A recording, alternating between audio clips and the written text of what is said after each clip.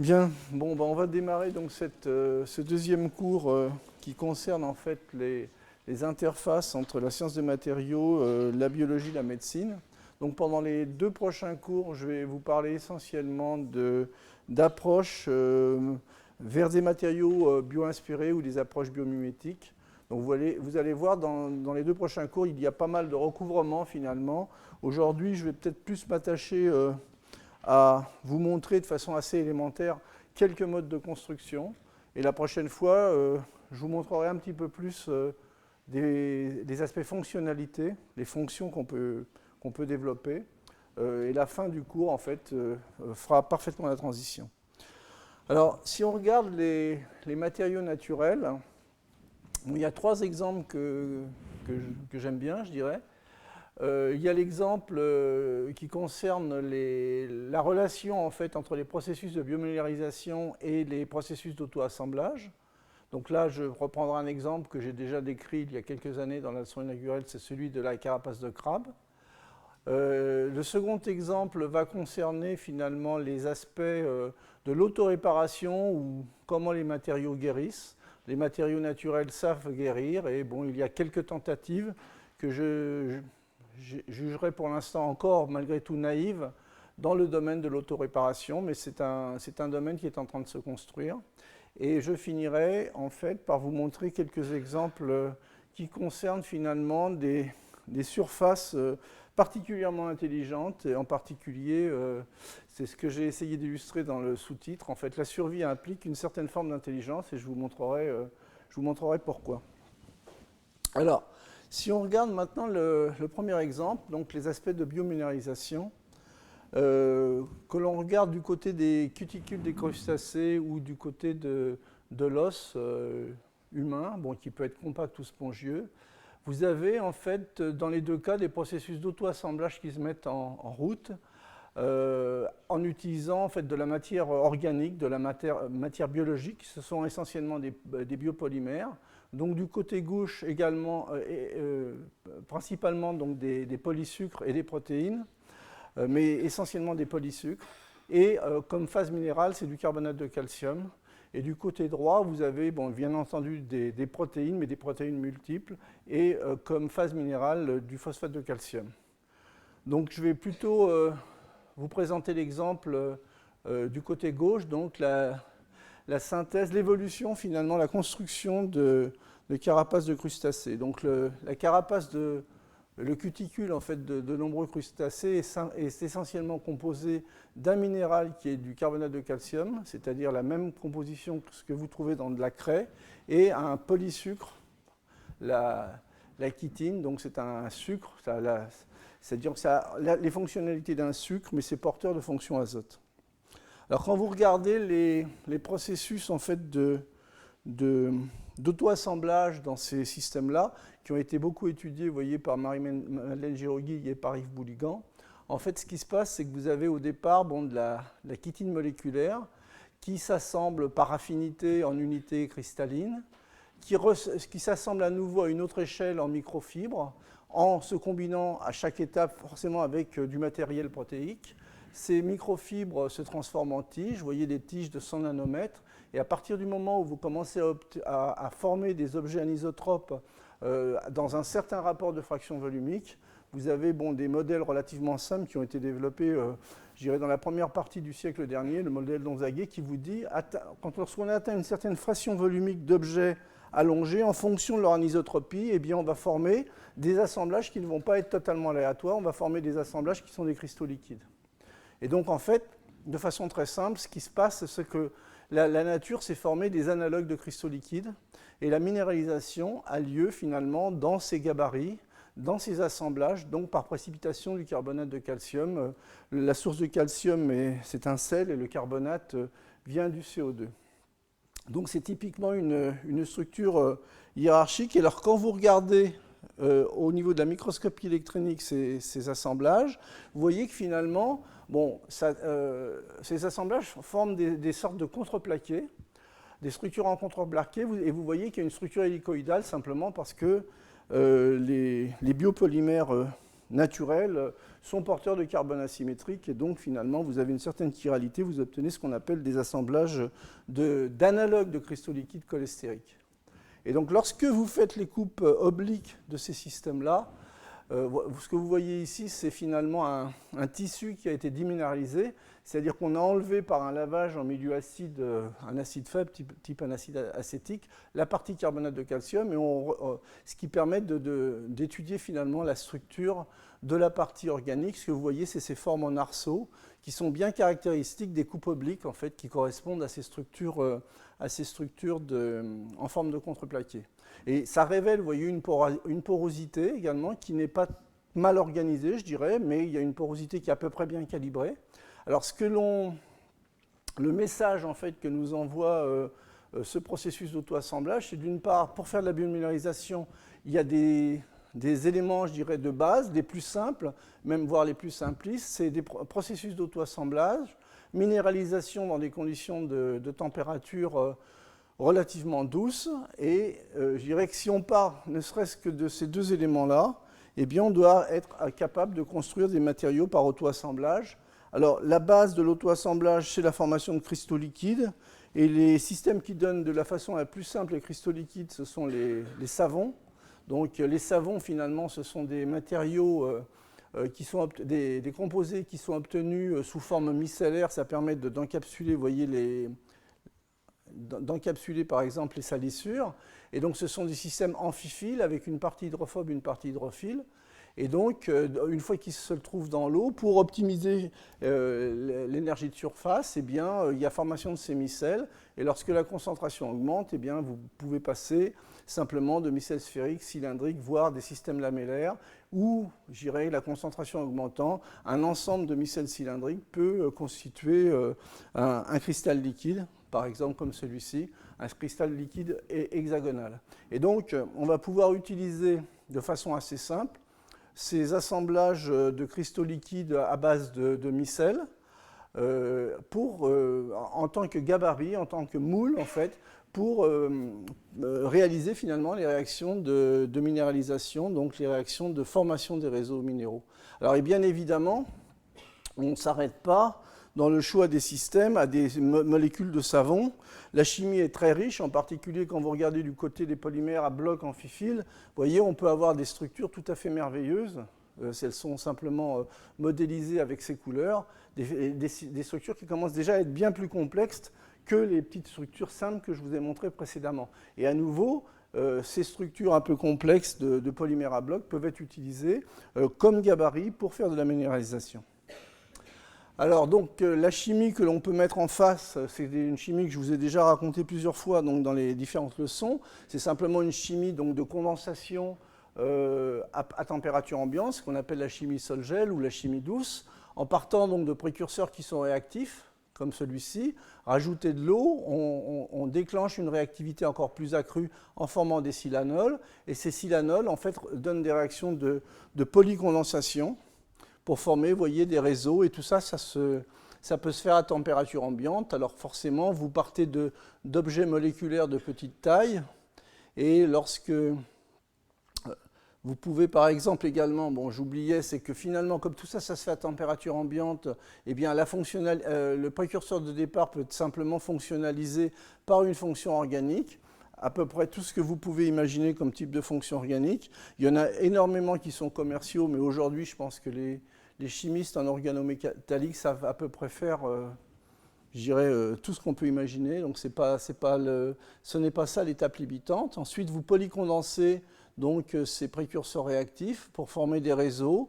Et donc, ces polymères, lorsqu'ils sont plus grands, eh bien, vous passez à des étapes où vous obtenez déjà des formes colloïdales, donc c'est-à-dire des petits objets qui arrivent à être stables dans le solvant selon les conditions physico-chimiques, ou bien, voire des gels, voire des poudres précipitées. Donc on peut utiliser ce genre de chemin réactionnel, cette chimie douce, pour minéraliser. Et alors quand on couple les deux, en fait, l'aspect auto-assemblage en présence de molécules de tensioactifs de savon, et cette chimie de polycondensation minérale, eh bien très simplement, on arrive à créer justement des systèmes qui s'auto-assemblent. Bon, dans le cas présent, en fait, c'est un petit peu plus compliqué, c'est-à-dire qu'on ne forme pas d'abord le gabarit et ensuite on minéralise. En fait, c'est un système que l'on appelle coopératif. La formation des micelles se forme coopérativement avec le début du processus de condensation des petites espèces silicatées. Ensuite, la condensation de la partie bleue minérale s'étend pour former, vous voyez, des phases hybrides où finalement on retrouve l'empilement des micelles, l'empilement hexagonal dans le cas présent des micelles de tensioactifs, donc de savon. On élimine le tensioactif et en fonction du choix du précurseur du départ, c'est-à-dire si j'ai simplement un précurseur totalement minéral, eh bien, j'obtiendrai à la fin un réseau minéral de type oxyde, une silice dans le cas présent. Après avoir lavé finalement, vous voyez, éliminé le savon par lavage ou par traitement thermique. Et si j'ai fait le choix d'avoir une molécule fonctionnelle avec un petit groupement orange qui représente à nouveau, je vous le dis, à peu près n'importe quel type de fonctionnalité, eh bien je vais avoir une phase hybride. Mais comme j'ai un réseau qui est périodique, c'est-à-dire qu'en fait j'ai une fluctuation de densité, plus exactement, qui est périodique entre la partie bleue qui représente en fait de la matière et la partie blanche qui représente finalement du vide, eh bien, je vais obtenir en fait une réponse que je vais pouvoir analyser avec les outils habituels en fait qui permettent de faire des analyses sur les réseaux périodiques, c'est-à-dire les rayons X et la microscopie électronique.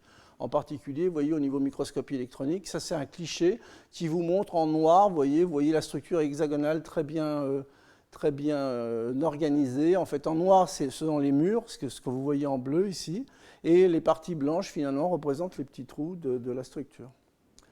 Alors, qu'est-ce qu'on peut en faire? Eh bien, on peut en faire plein de choses de ce genre d'approche. Bon, d'une part, on peut changer les conditions physico-chimiques, et donc on va pouvoir, de ce fait, adresser des structures, des textures qui vont être différentes. Vous voyez, bon, donc des structures qui peuvent être cubiques, qui peuvent être totalement interconnectées, ou tout simplement hexagonales. Ce sont en général les plus communes, c'est celles qui avaient été découvertes en premier. Donc on peut, à partir de ce moment-là, vous voyez, la taille des trous, en fait, ici, c'est typiquement quelques nanomètres, ce qui veut dire que ces matériaux-là vont développer de très grandes surfaces et on va pouvoir les utiliser dans un grand nombre d'applications, comme par exemple la catalyse, les capteurs, ou, comme je vous le montrerai dans la 5e leçon, comme des vecteurs thérapeutiques, comme des supports pour des médicaments ou bien pour des sondes pour l'imagerie.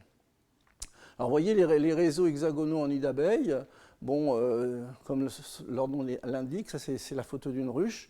La seule chose, c'est qu'ici l'échelle c'est quelques millimètres. Alors quand vous faites ça par auto-assemblage à l'échelle du nanomètre, c'est la même, vous voyez, c'est un nanoréacteur catalytique, c'est un système qui est totalement mésoporeux. Vous voyez la qualité de l'ordre qui est absolument magnifique. Alors on l'utilise à quoi? Eh bien, on l'utilise par exemple à transformer finalement de la matière organique, vous voyez, styrène, benzène, toluène, via une réaction d'oxydation en dérivés carbonylés ou du phénol ou de l'alcool benzylique, avec des rendements qui sont relativement conséquents parce que non seulement on a le maximum de catalyseurs en surface, mais également on a une très bonne accessibilité de ces systèmes. On peut également utiliser finalement la partie hybride, donc faire des composites en fonctionnalisant, comme je vous ai dit, les mésopores, donc les nanopores, avec des fonctions organiques, en choisissant une fonction organique au départ. Et donc on va avoir un mésopore, un pore fonctionnel, avec une fonction, je dirais, dans le cas présent, c'est une fonction pour faire un capteur, mais on peut imaginer d'autres types de fonctions. Alors cette fonction, qui est une bêta-dicétone aromatique, est non fluorescente, telle qu'elle, mais dès qu'elle capte, par exemple, un polluant du type BF3, qui est un gaz toxique qui est utilisé en microélectronique, eh bien, elle forme ce complexe, et ce complexe-là est fortement fluorescent. Et donc, il y a une très forte sensibilité pour deux raisons. D'une part, c'est que vous avez d'une énorme surface, plusieurs centaines de mètres carrés par gramme, et deuxième raison, c'est que vous faites une détection en fluorescence, et tout le monde sait qu'une détection en fluorescence, c'est beaucoup plus sensible qu'une détection en absorption. Alors, bien évidemment, on ne se limite pas à utiliser en fait, ces approches pour des matériaux qui peuvent se faire qu'à température ambiante. il y a aussi des contraintes. Des fois, on est obligé de monter en température pour obtenir des systèmes qui nanocristallisent, parce que simplement les propriétés des matériaux cristallisés, lorsque les murs sont cristallisés, eh bien, ça ouvre en fait tout un éventail d'autres types de propriétés.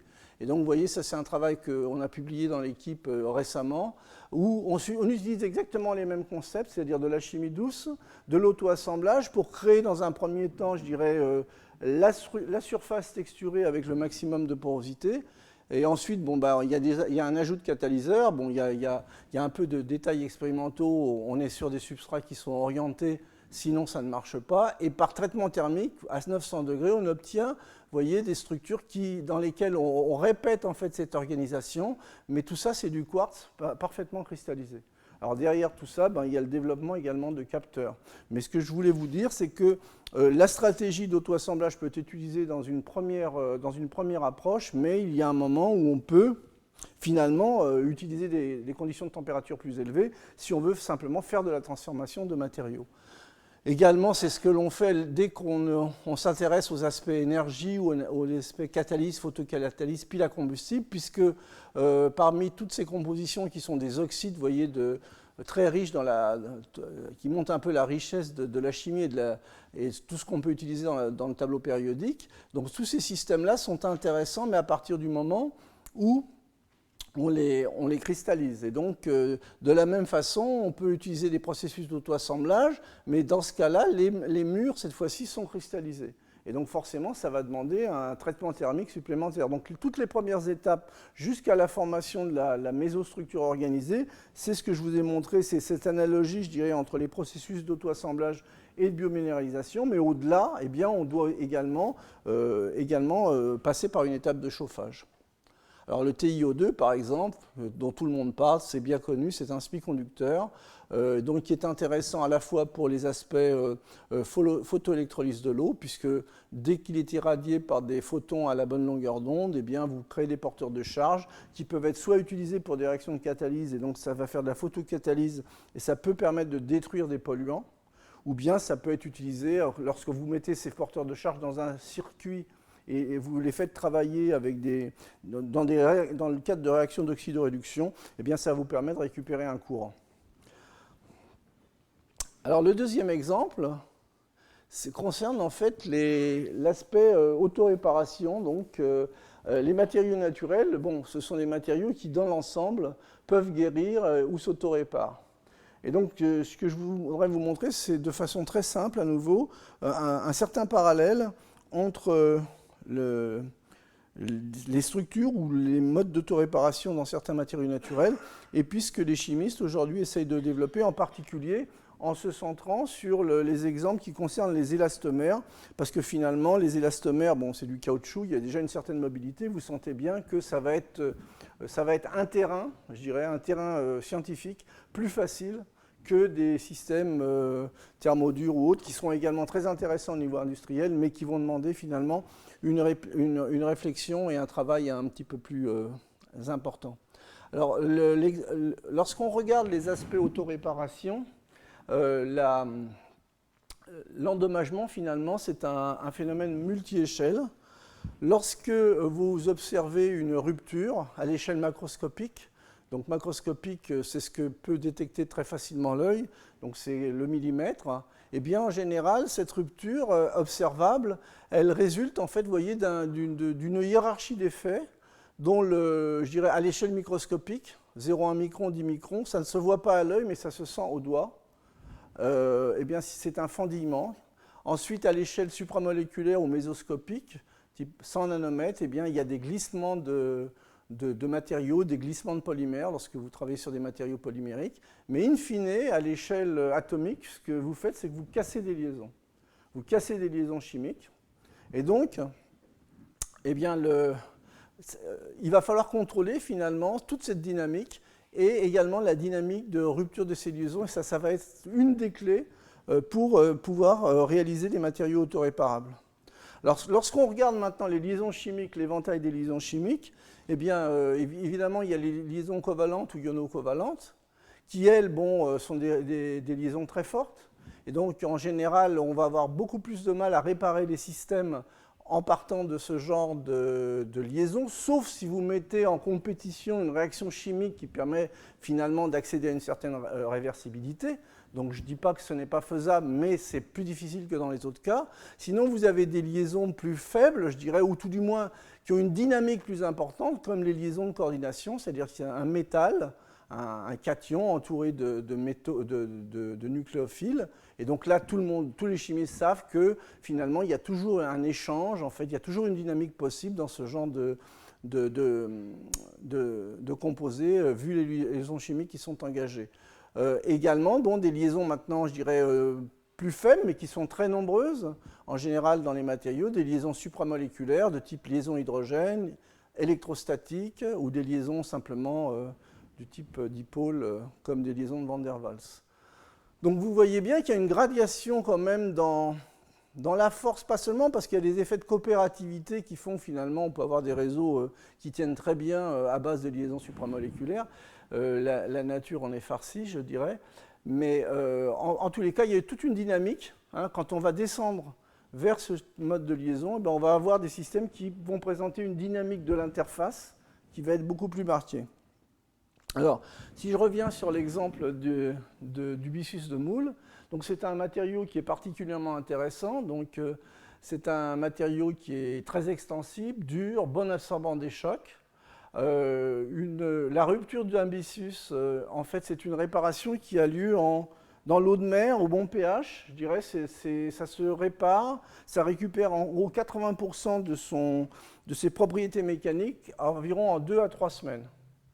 Donc, bien évidemment, je dirais que l'être humain est quelqu'un de pressé, et en général, même si je vais vous montrer qu'il y a des systèmes qui s'auto-réparent également en quelques semaines, on a toujours tendance à accélérer les systèmes, soit en chauffant, en apportant un apport d'énergie extérieure, soit avec de la lumière. Alors, si on regarde maintenant de façon assez simple la composition finalement des polymères en fait, qui constituent finalement le byssus de Moule, en fait, ce sont des polymères à blocs à base de protéines. Vous avez une partie collagène, vous voyez une triple hélice, un faisceau, un espèce de fagot, je dirais, pour le dire simplement, qui correspond à une partie élastique, un élastomère, en fait. Quelque chose qui peut, on sait bien que si on tire sur du byssus, c'est bien une certaine élasticité. Et puis, ces hélices de collagène sont flanquées par des domaines latéraux beaucoup plus durs, des domaines réticulants, qui sont durs, parce qu'un élastomère tout seul, les propriétés mécaniques, ce n'est pas très intéressant. Votre caoutchouc, il faut bien le réticuler pour faire des pneus, par exemple. Il faut également qu'il y ait des centres de réticulation, des centres qui soient plus durs. Et ces deux domaines sont flanqués finalement par des domaines riches en histidine, ici, qui sont les zones sacrificielles en fait. Et l'histidine finalement, vous voyez, c'est ce composé chimique ici. Et donc tout chimiste, dès qu'il va voir ce genre de formule chimique, il va se dire, il y a des regroupements azotés, si j'ai des cations divalents, eh bien, je sais très bien que c'est très facile de former des complexes de coordination, et c'est ce que fait la nature, en fait, en complexant finalement, en particulier des cations du type zinc 2+. Et donc, ce sont ces domaines riches en histidine, je le répète, qui vont être les zones sacrificielles. Donc au moment finalement d'une sollicitation mécanique un peu violente, c'est là que ça va... Bon, évidemment, le système va s'étendre, mais l'endroit où ça va lâcher de façon préférentielle, ça va être dans cette zone-là. Alors je dirais, puisqu'il faut faire un petit peu de philosophie, voilà ce que j'aurais tendance à conclure. Et ça, je pense que vous êtes tous d'accord dans la salle. Donc, quels sont les exemples que l'on peut développer sur cette base ? Alors, il y a eu un travail qui a été fait par des collègues anglais, vous voyez, donc ça c'est très proche en fait. C'est un polymère du type polyéthylène-cobutylène, donc quelque chose qui peut s'étirer, qui a été fonctionnalisé au debout, vous voyez, par des parties organiques très riches en azote.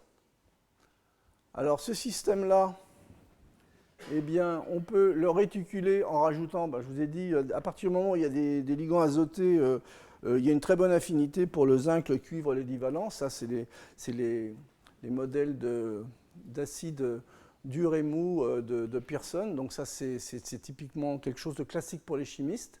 Et donc vous allez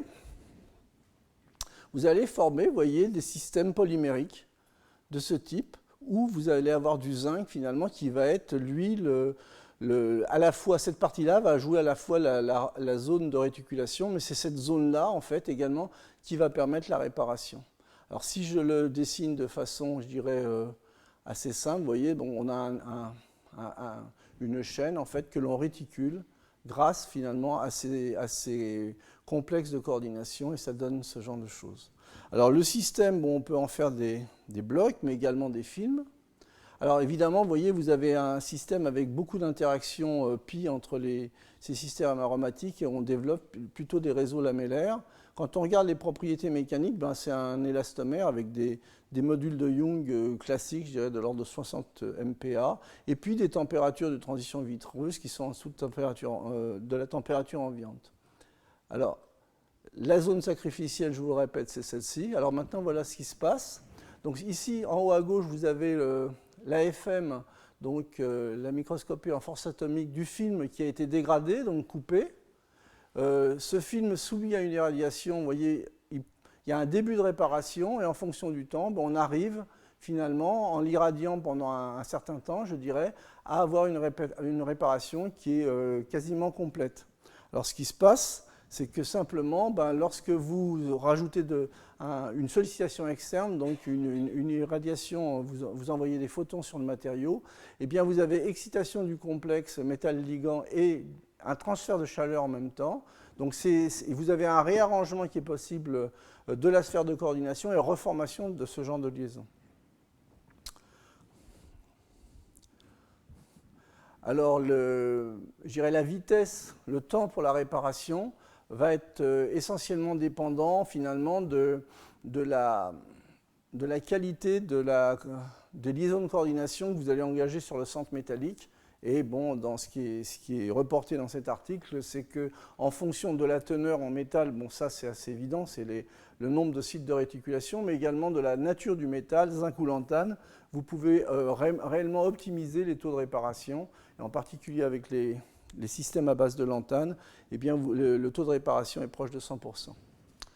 Le second exemple, donc là c'était des liaisons de coordination. Là, je vais regarder plutôt un autre exemple qui a été développé par Ludwig Leibler à l'ESPCI, qui est basé finalement sur l'utilisation de liaisons hydrogène.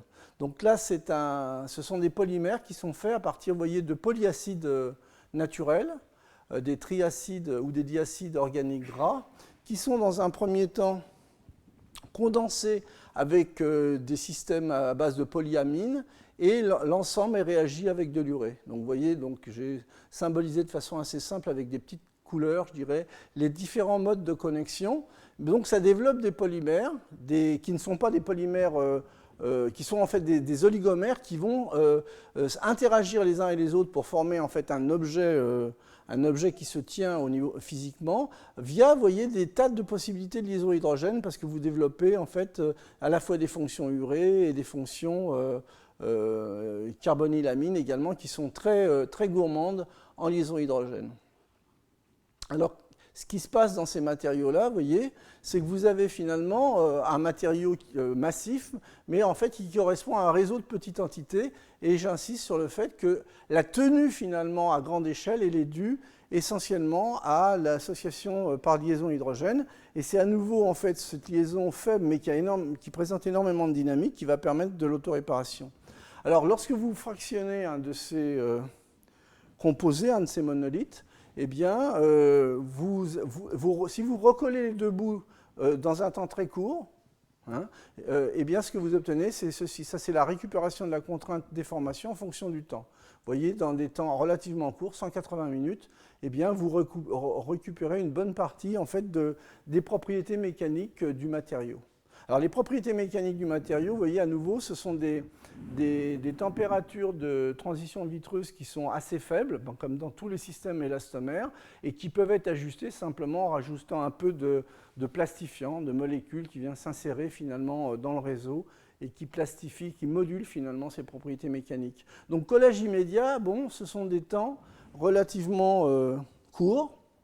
Par contre, si vous attendez et que vous collez le système en le laissant reposer, finalement, vous avez deux interfaces qui ne sont pas réactives, parce que finalement, il y a toujours eu de la dynamique, ce qui veut dire que les parties qui finalement sont le plus demandeuses en énergie, au lieu de rester gentiment vers l'extérieur, ce qu'elles font, c'est que ça bouge et que ça re-rentre dans le matériau, hein, puisqu'il y a de la dynamique. Et donc à ce moment-là, eh bien, vous voyez, le collage n'est pas très efficace. En fait, vous récupérez une partie en fait, des propriétés mécaniques à 180 minutes, mais vous êtes bien en dessous finalement de ce genre de propriétés.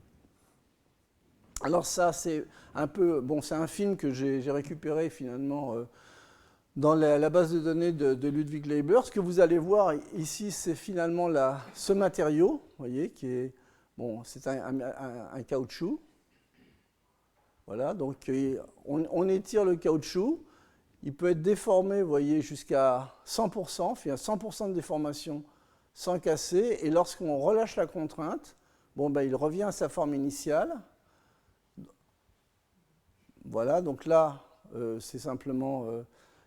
bon, là, il a été coupé, donc c'est ce que je vous disais tout à l'heure. Donc les deux bouts sont recollés du matériau. Donc il y a une pression, une petite énergie qui est donnée pour que ça tienne. Et voilà, et ensuite, ce matériau peut être réutilisé tout de suite ou on laisse la réaction se faire pendant quelques heures. Donc ce qu'il va vous montrer là maintenant, c'est qu'il va retirer dessus après l'avoir coupé. Vous voyez, bon, là ce qui signale, c'est la partie qui avait été coupée. Et donc vous voyez, bon, un homme n'a pas la qualité, je dirais, d'une machine de traction, donc c'est pas une très belle image, mais ça vous montre que le matériau, vous voyez, pour l'instant, il tient.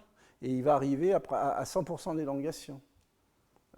Donc ça avait été coupé dans cette zone-là. Donc vous voyez, donc le système s'est auto-réparé simplement parce que la dynamique de ces liaisons hydrogène a permis finalement de reconstituer en fait le matériau, la continuité finalement du matériau.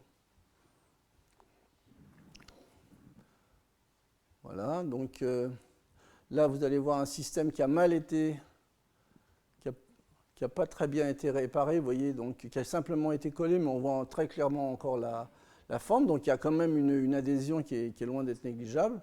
Donc finalement, vous finissez par le casser. Hein. Donc ça, c'est un système qui a été recollé, je dirais, dans la... Et voilà, donc là, c'est un système qui a été recollé et recuit pendant 24 heures.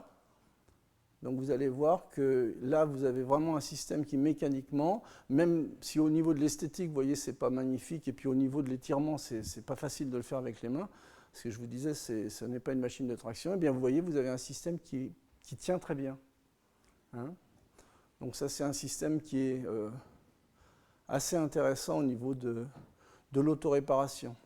Alors l'exemple suivant, finalement, c'est vraiment de mettre un peu les points sur les i, finalement, sur l'importance, finalement, du contrôle des interfaces. Et donc ce travail, bon, c'est la thèse qui est développée par François Potier au laboratoire. C'est l'utilisation, finalement, de systèmes parfaitement caractérisés. Parce que dans l'exemple précédent, vous avez finalement des polymères, vous avez de la polydispersité, vous avez des interfaces, ce sont des liaisons hydrogènes. Mais là, vous allez voir, dans ce cas-là, les interfaces vont être parfaitement contrôlées. Alors, je vous avais dit dans l'exemple du byssus de Moule, donc il y a des nœuds de réticulation durs avec des interfaces mobiles. Alors ça, c'est un cluster d'oxyde d'étain, dont bon, je ne détaillerai pas la structure, mais donc c'est quelque chose qui est tel qu'il est là. Donc on a les données structurales au niveau rayons X et par RMN. Et en fait, ce cluster présente, vous voyez, deux interfaces. Ce cluster est un cation, un dication, et il y a deux anions qui viennent compenser la charge. Et cette compensation de charge se fait via un mode électrostatique. Alors l'anion qui vient compenser la charge, on peut le choisir de telle façon à ce qu'il porte un groupement qui soit polymérisable. Et donc à partir de ce composé-là, eh bien, on peut construire des matériaux hybrides en ayant une charge réticulante et une interface qui présente une certaine dynamique. Alors de façon simple, ça donne ceci. Lorsque vous combinez cet objet avec des polymères de type acrylate, donc des systèmes qui vont à nouveau avoir une réponse élastomérique, ça c'est une vue d'artiste, je dirais, très simplifiée, eh bien vous allez réticuler finalement vos parties élastomères grâce à ce cluster et en particulier à cette interface qui présente une dynamique, c'est simplement une interface électrostatique. Hein. Et donc, lorsque vous maintenant regardez les propriétés de ce matériau, donc ça c'est le travail de François Potier qui est animé par Laurence Rosès, dans lequel il y a un certain nombre de personnes qui sont impliquées, dont François Ribaud pour la partie cluster. Et donc vous coupez le matériau, donc la coupure est nette, et vous recollez les deux bouts. Et vous voyez, vous pouvez récupérer une partie non négligeable des propriétés mécaniques. Alors ça se récupère, on récupère finalement au niveau des propriétés mécaniques environ 80% de l'élongation à la rupture, si on attend par exemple 2 semaines à l'ambiante. Mais ce que je vous disais, c'est que les individus sont toujours pressés. Eh bien, en chauffant à 2 heures et 90 degrés, vous obtenez déjà le résultat. Et à nouveau, là, il n'y a pas aucune ambiguïté, puisqu'on a les nœuds de réticulation qui sont parfaitement appréhendés et connus, l'interface est parfaitement connue, et les polymères acrylates, c'est relativement simple. Donc c'est un exemple qui montre bien qu'on réticule un élastomère et on calibre parfaitement une interface, et que cette interface doit avoir de la dynamique pour pouvoir permettre d'auto-réparer un système. Alors maintenant, j'en arrive dans la toute dernière partie de l'exposé, qui va concerner finalement cet aspect-là, donc la bioinspiration à partir de plantes carnivores. Donc ce que je vous disais, c'est que la survie implique une certaine forme d'intelligence. Alors donc ces plantes carnivores, hein, donc ce sont des sarracémies pourpres, bon, qui sont absolument magnifiques au niveau de l'esthétique. Et d'ailleurs, elles sont magnifiques parce que ça leur permet d'attirer finalement leur proie dans un certain sens. Donc il y a une première voie d'approche. Alors ce qui est intéressant, c'est la façon dont se nourrissent ces types de plantes carnivores. En fait, elles sont très friandes de certains insectes, et c'est ce que je vais vous montrer sur la prochaine diapositive, le prochain film.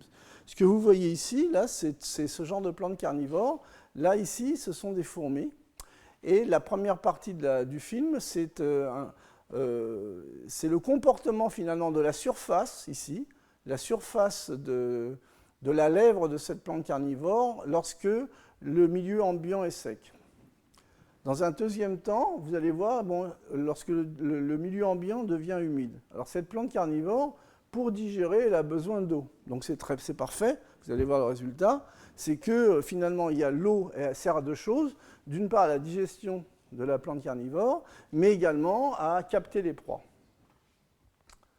Alors voilà ce que ça donne. Temps sec, les fourmis se promènent sur le bord, c'est superbe, il n'y a aucun risque. Vous voyez, bon, elles se promènent, bon, s'accoutument, il y a une accoutumance, voilà. Le système devient mouillé. Alors là, ça commence à être beaucoup plus dramatique, vous allez voir.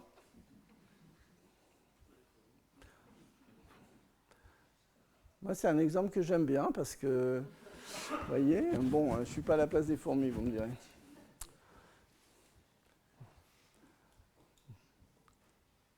Donc, très clairement, il y a un switch qui dépend de l'humidité.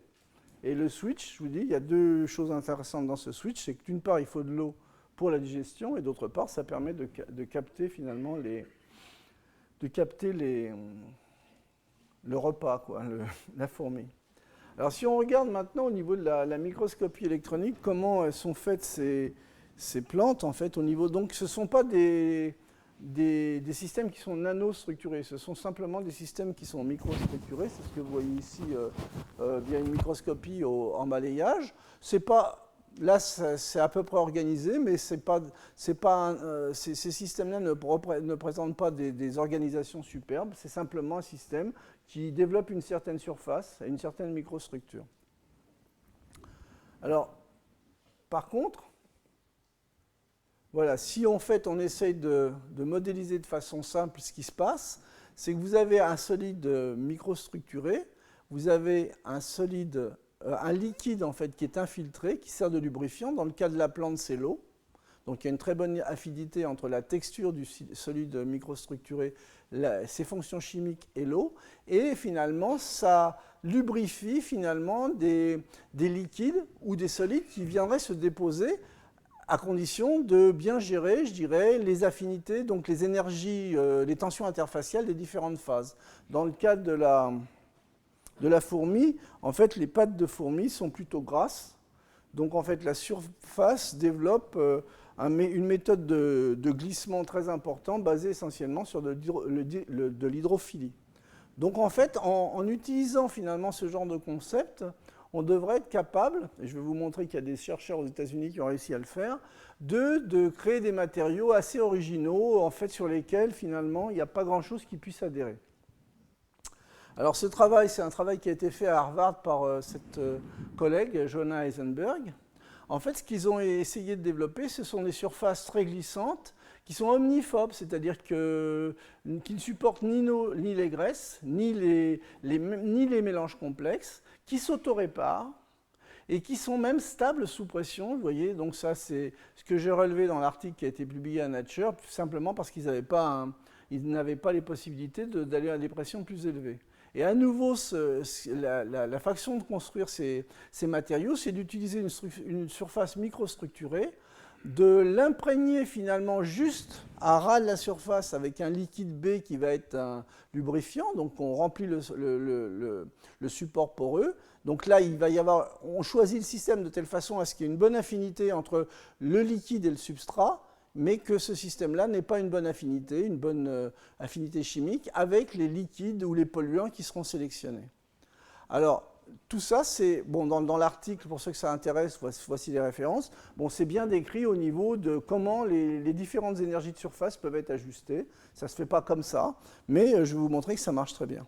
Alors, par contre, ce qui est intéressant, c'est qu'à nouveau, la nature des surfaces, la microstructure, ce qui importe globalement, c'est de développer une surface avec des objets qui tournent autour de quelques microns. On n'est pas obligé de descendre à l'échelle nano dans cet exemple-là. Et puis, que ce soit des piliers, vous voyez, parfaitement ordonnés, ou un réseau aléatoire de nanofibres, ce n'est pas non plus important. Hein. Dans les deux cas, il faut un réservoir poreux. Alors, les expériences, elles ont été faites de la façon suivante. Donc, en utilisant des solides poreux textureux fonctionnalisés, donc vous voyez, ce sont des solides pour lesquels la porosité en fait, est à l'échelle du micron. Donc ça peut être fait de façon très simple à partir d'une résine époxy que l'on fonctionnalise par exemple, un alkoxysilane, vous voyez, fluoré. Donc, et ça peut être également, on peut utiliser également un téflon poreux dans les deux cas. Alors ce support poreux est lubrifié par un deuxième liquide, le liquide B, qui va présenter une bonne affinité pour ce substrat.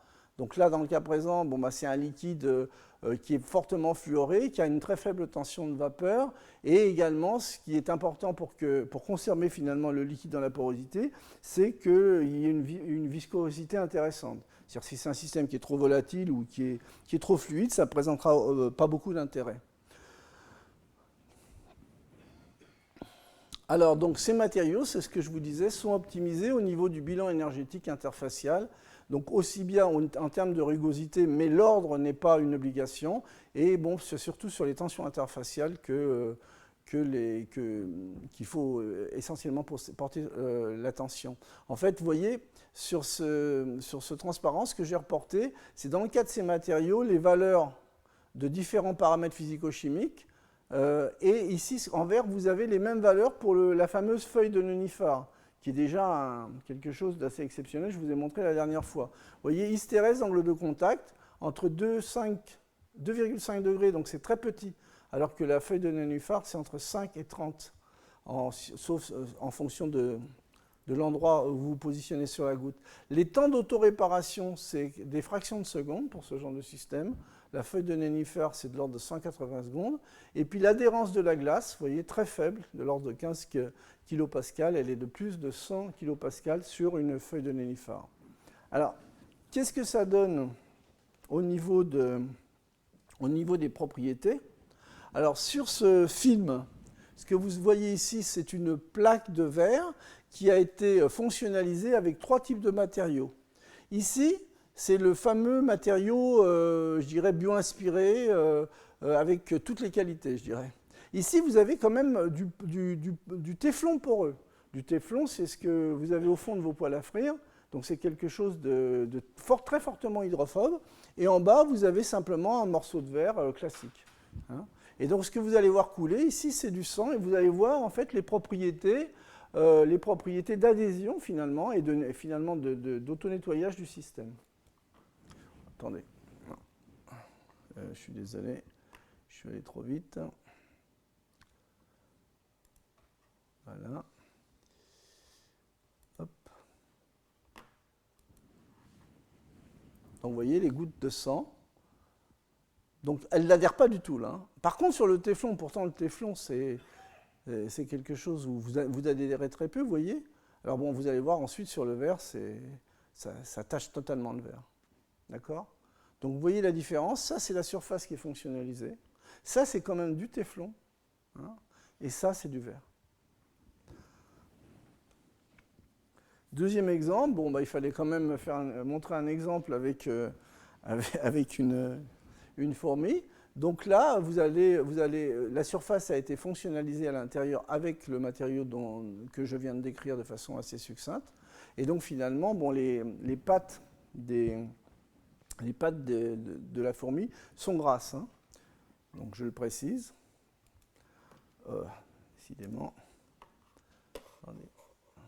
Hop. Voilà. Donc pour l'instant, tout se passe bien. Et vous allez voir, bon, sans trop de violence mécanique, eh bien, bon, l'issue est fatale. Vous voyez ? Donc, à nouveau, le système, il n'y a aucune adhésion possible pour ce genre d'insectes. Troisième exemple. Alors, cette fois-ci, vous allez avoir en haut le matériau dont je viens de vous parler, à nouveau du téflon poreux, ici, et ici, un film très hydrophobe, d'aluminium qui a été traité, qui est fortement hydrophobe. Et ce que vous allez voir déposer, c'est plus de l'eau ni du sang, c'est du pétrole brut. Donc en fait là on a complètement rebasculé les affinités. Hein. Et alors voilà ce que ça donne. Vous voyez, ça n'adhère absolument pas. Par contre le téflon, ça commence à retenir. Bon, la goutte ne tient absolument pas sur le changement de surface. Et ensuite, vous voyez, donc, aussi bien le téflon que l'aluminium très hydrophobe, finalement, se tâchent, adhèrent, alors que le système ne le fait pas. Donc là, maintenant, on passe à un autre exemple, c'est de la peinture. Donc il va y avoir une partie qui va être protégée par ce genre de matériaux, ce genre de film, et une partie qui n'est pas traitée. Je crois que c'est la gauche qui n'est pas traitée, je crois me souvenir.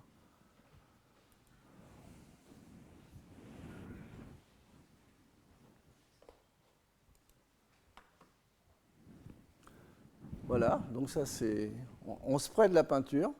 Donc vous voyez, il y a quand même une très claire différence, même si ce n'est pas parfait. Mais là, bon, vous couvrez complètement la surface avec de la peinture, alors que très clairement, bon, c'est pas parfait, il y a quand même un peu d'adhésion, mais vous voyez, vous n'avez pas du tout d'adhésion. C'est beaucoup plus difficile sur la partie de droite. Maintenant, l'aspect collage sur ce genre de surface. Donc il va y avoir un sticker qui va se coller, donc un patch. Donc la partie de droite, c'est la partie qui a été traitée par le matériau dont je vous parle. Donc vous voyez, bon, ça ne colle pas finalement, hein, alors que regardez le collage sur la partie de gauche. Bon, ça n'a rien à voir. Et quand on l'arrache d'ailleurs, on arrache une partie de la peinture du système.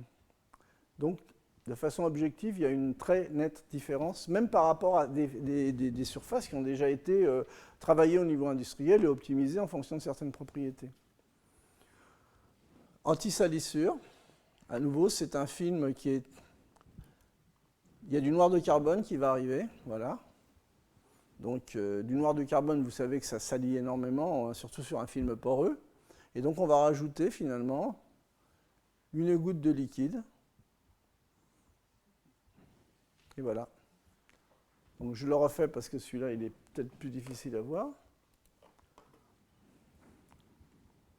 Donc il est clair qu'à nouveau, vous avez une réponse de cette surface particulièrement adaptée finalement au nettoyage.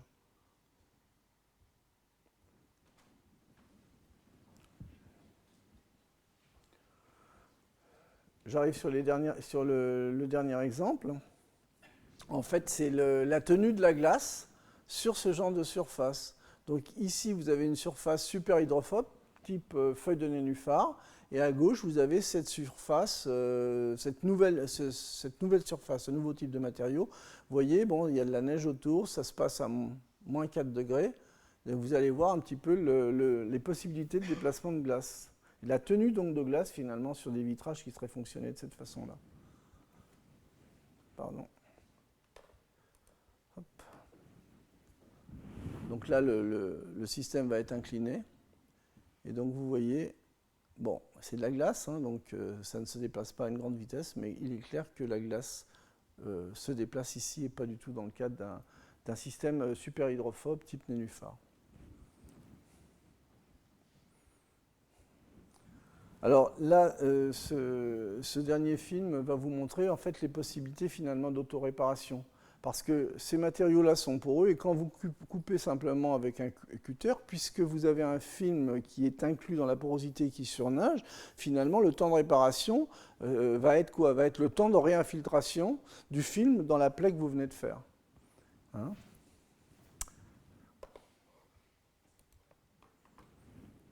Alors vous voyez, donc là, à nouveau c'est la comparaison avec une surface très hydrophobe. Donc il y a une goutte qui ne bouge absolument pas, c'est du pétrole brut. Là, elle est coupée avec un cutter, et donc il n'y a aucun effet. Le système présente les mêmes propriétés en, je vous dis, en quelques fractions de seconde. Voilà.